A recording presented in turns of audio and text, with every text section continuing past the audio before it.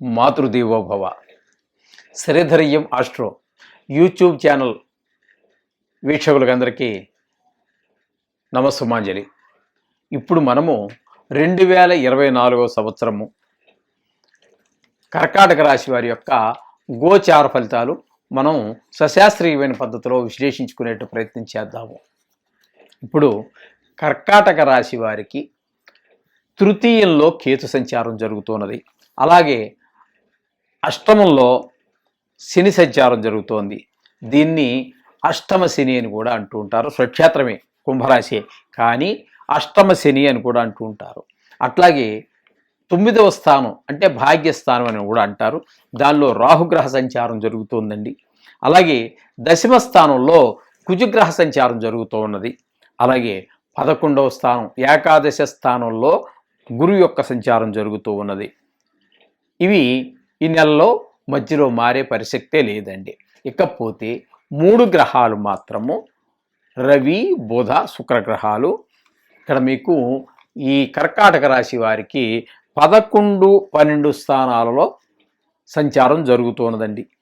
రవి కూడా 11, 12 స్థానాల్లోనే, శుక్రుడు కూడా 11, 12 స్థానాల్లోనే, బుధుడు కూడా 11, 12 స్థానాల్లోనే సంచారం జరుగుతూ ఉన్నది.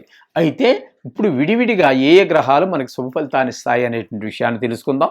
3లో కేతు కర్కాటక రాశి నుంచి 3వ రాశి అనేటువంటి కన్యలో కేతు సంచారం అనేటువంటిది అత్యంత శుభప్రదాలని ఫలాన్ని ఇచ్చేటటువంటిది గ్రహం ఇస్తూ ఉంటుంది ఈ నెలంతా కూడా.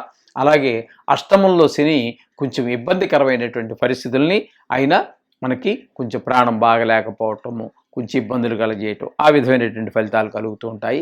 ఇక భాగ్యస్థానంలో ఉన్నటువంటి రాహువు కూడా మనకి వచ్చేటటువంటి శుభ ఫలితాలు ఏ రాశి ద్వారా ఏ గ్రహం ద్వారా వచ్చేటటువంటి శుభ ఫలితాలనైనా సరే ఈ భాగ్యంలో ఉన్నటువంటి రాహుగ్రహం కొంచెము ఇబ్బంది కలిగించేటటువంటి రాకుండా చేసేటువంటి పరిస్థితులు ఉంటాయి.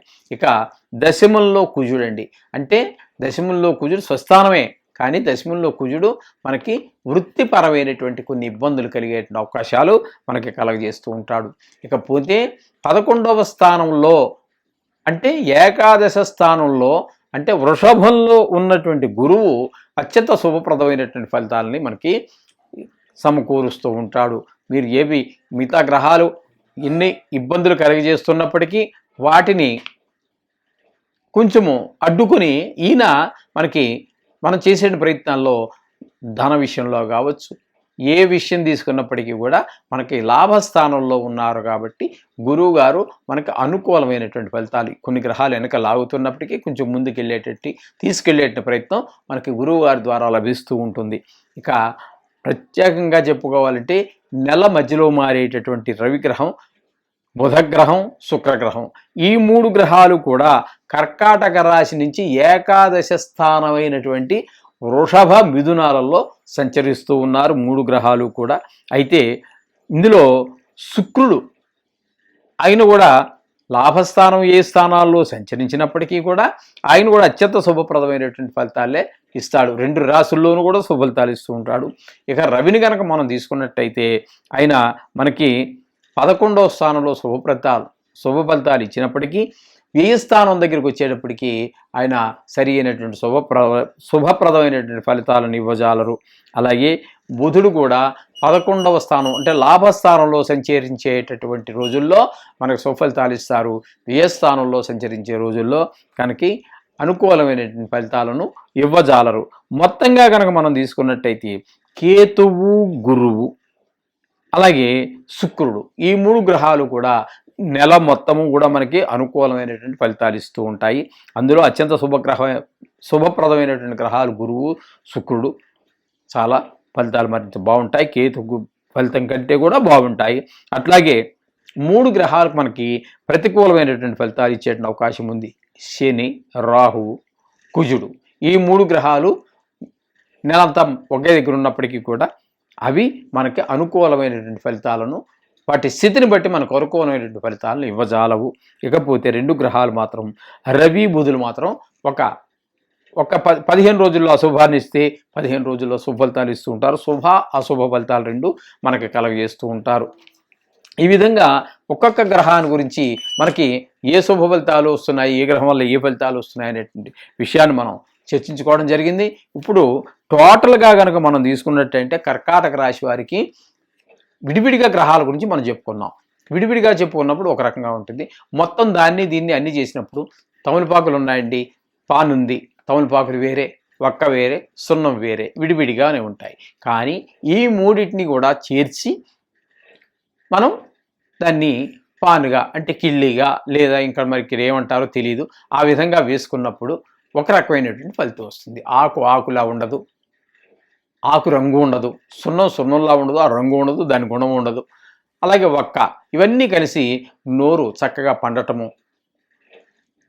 ఆ తమలపాకు ఘాటికి నోట్లో క్రిములు చనిపోవటము, నోరు ఎర్రగా పండటము, ఆ సున్నం ద్వారా కాల్షియం ఎక్కి మనకి ఎముకలు గట్టిపడటము, తిన్నది ఎరగటము, ఇట్లాంటి సుఫలితాలు కలుగుతూ ఉంటాయి. అలాగే ముఖ్యంగా ఈ తమలపాకుల గురించి మనం చెప్పుకున్నట్టయితే మనకి భార్యాభర్తల మధ్యన అనుకూలత, ప్రేమానుబంధాన్ని మరింత పెంపొందేలా చేస్తూ ఉంటుంది. అందుచేత ఈ మొత్తం విడివిడిగా గ్రహాలు చెప్పుకున్నాము. అయితే ఈ అన్ని గ్రహాలు కలవటం ద్వారా ఏ విధమైనటువంటి ఫలితాలు మనకి ఈ నెలలో కలుగబోతాయి అనేటువంటి తెలుసుకున్నట్టయితే ఈ రాశి వారికి ఈ మాసంలో స్థానచలనం కలిగేటటువంటి అవకాశం మాత్రం ఉంది. ఖచ్చితంగా అయిపోతుందని కాదండి, జ్యోతిషం సూచిస్తూ ఉంటుంది. కొన్ని సందర్భాల్లో అవుతూ ఉంటుంది, కొన్ని సందర్భాల్లో కాకపోవచ్చు. ఏదేమైనప్పటికీ కూడా ఇది జాతకంతో ముడిపెట్టుకుని చూసుకోవాల్సిందే కానీ విడిగా అంత ఖచ్చితంగా చెప్పేటటువంటి వ్యవహారం కాదు. అలాగే తరచు ప్రయాణాలు సంభవిస్తూ ఉంటాయి. ఆప్త బంధువులకి ఎవరికైనా రోగాలు అవి వచ్చే వ్యవహారం ఉంటుంది. తద్వారా ధన వ్యయము కలుగుతూ ఉంటుంది. మనము కొంత అపకీర్తి కూడా, అంటే మంచి పేరు పోయి చెడు పేరు వచ్చే అవకాశం కూడా ఉంటుంది. మనోవిచారం కూడా కలుగుతుంటుంది. ఇలా జరిగింది ఏంటి, అలా జరిగింది ఏంటి అని మనోవిచారం కలుగుతూ ఉంటుంది. ఈ నెలలో కొంచెము రోగ భయం, జలుబు వదిలితే తలనొప్పి వదిలితే దగ్గు, ఇట్లా చిన్న మైనర్ అన్నీ కూడా మనకు వచ్చే అవకాశం, కొంచెం అనారోగ్యమైన బాధలన్నీ కలుగుతూ ఉంటాయి. అలాగే ఇక వారంగా మనం తీసుకోవాల్సి వస్తే కొంచెం గౌరవం రెండో వారం దగ్గరకు వచ్చేటప్పటికి ఎన్ని బాధలు ఉండకపోవచ్చు, గౌరవం అభివృద్ధి చెందేటటువంటిది. అన్నిట్లా కూడా అన్ని విషయాల్లో కూడా కొంత జయం కలిగేటువంటి అవకాశం కూడా ఉంటూ ఉంటుంది. ఇక మూడో వారం దగ్గరికి వచ్చినట్టయితే ప్రజలకి మనం విరోధంగా ఉండటము, రోగాలు, ధన నష్టము, యత్నం ఏదైనా ప్రయత్నం చేస్తే అది సఫలీకృతం కాకపోవటం, కొంచెం చికాకు కలగటం, ఇటువంటి ప్రయత్నాలన్నీ కూడా ఇలాంటి సంఘటనలన్నీ కూడా జరుగుతూ ఉంటాయి. మీరు ఏం బాధపడక్కర్లేదండి. నవగ్రహ మంత్రాలు చదువుకోండి, వీటి నుండి బయటపడండి. వారంలో ఒకరోజైనా గుడికి వెళ్ళండి, నవగ్రహ ప్రదర్శన చేయండి. నేను చెప్పిన వాటిలో మీకు వచ్చినటువంటి బీజాక్షరాలు కానీ, ప్రకాశక మంత్రం కానీ, శ్లోకాలు కానీ ఏదో ఒకటి చదువుకుని దర్శనం చేసుకొని 9 సార్లు తిరిగి దేవుడి యొక్క దర్శనం చేసుకుని వెళ్ళండి. అంతా శుభం జరుగుతుంది. శుభం భూయాత్.